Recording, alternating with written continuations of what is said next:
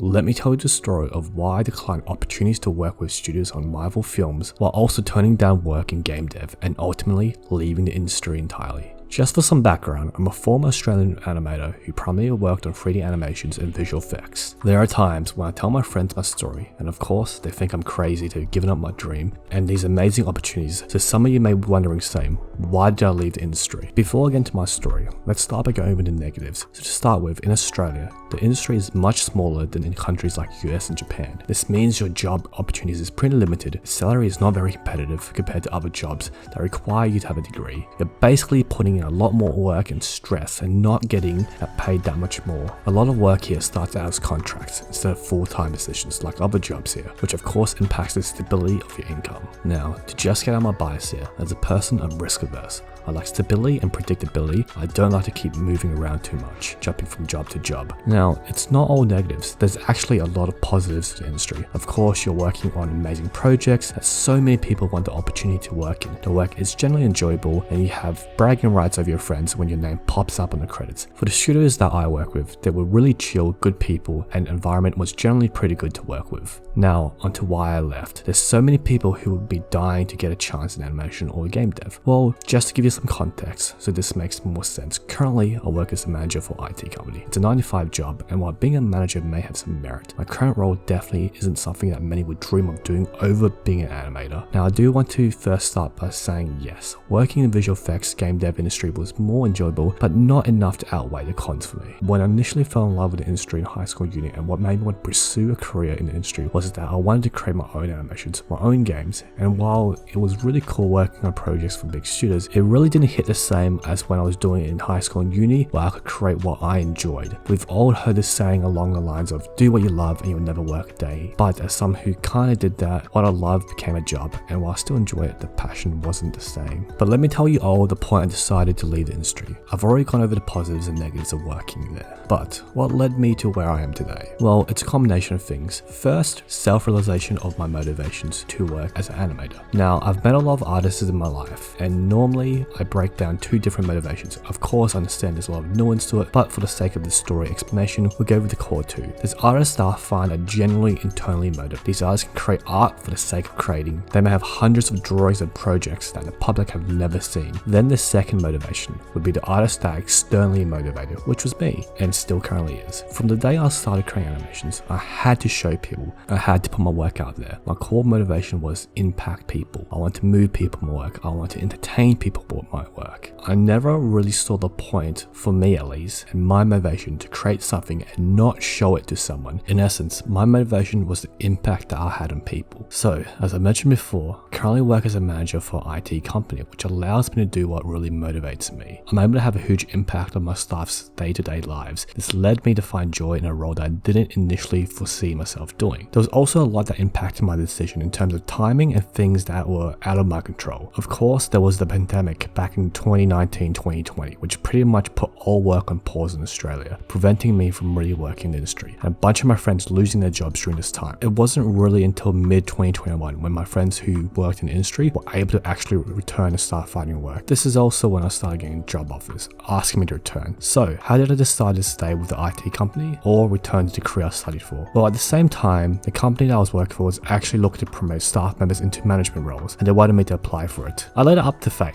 I told myself that if I got the management position, I would stay. If not, I'll return to animation. And of course, I got the promotion. Fast forward to 2023. At the time, I'm still working with the company, and I suddenly got a message asking if I wanted to role in animation. This time, I was getting a little bit bored with my current role, and I figured I could use a change and get back into the industry that I was really passionate about. They had me do an animation test, which normally consists of them giving me a reference to follow and a character animate. I passed the test and got the offer. However, they wanted me to start in 1 week's time. Being in a management position, this would have put the company that I was working for in a difficult position if I had just up and left. So I didn't decline the offer outright, but I actually asked them if my start date could be delayed. They agreed and said they'll put me in the next wave, which was probably happening in a few months. This was perfect. It gave me more than enough time to get things in order and return to the previous industry that I was working for. So, one problem. Most of you may not have picked up on it or may not be aware, but 2023, that's when the writer's strike happened. For those who are unaware, the 2023 writer's strike was driven by the impacts of streaming and AI in the industry. Not too long after the job offer, the writer's strike started and the company pretty much shut down here in Australia. Ironically, a few people who was working for the visual effects company applied to the IT company I was working for just because they needed work. My friends and I joke about this now, that it was some sort of divine intervention protecting me.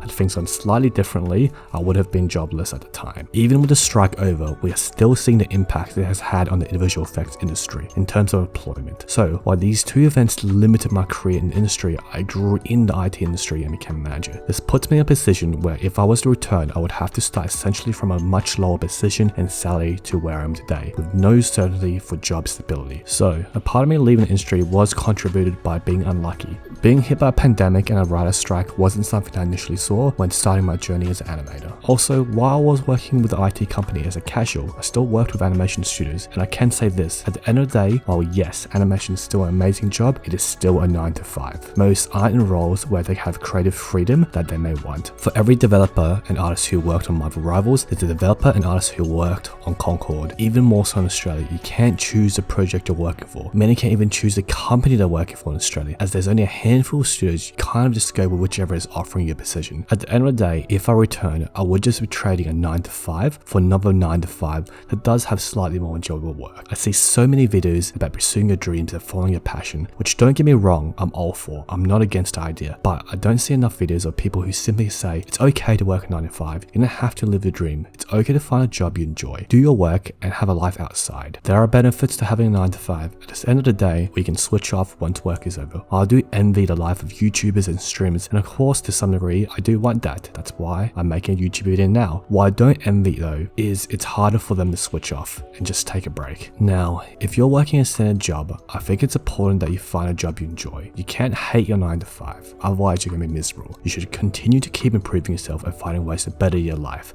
But I don't think everyone needs to strive to be the best of the best in the top 1% like many tell you. You just need the best version of yourself, whatever that may look like. So let me leave everyone with some advice for those who are trying to get into the industry. Now, I want to make it very clear, I'm not saying you shouldn't pursue a career in game dev or film. In fact, if this is something you really want to do, I encourage you to go for it. All I advise anyone who wants to get into the industry is to think about the life that you want and do your research to see what opportunities are around you. Try to figure out what studios you want to work for and learn the style of animations they want. If you want to work in visual effects, you most likely need to be able to do photorealistic animations. While if you're working in game dev, you need to learn how to work with engines like Unreal and Unity. And don't forget to subscribe if you enjoyed this video.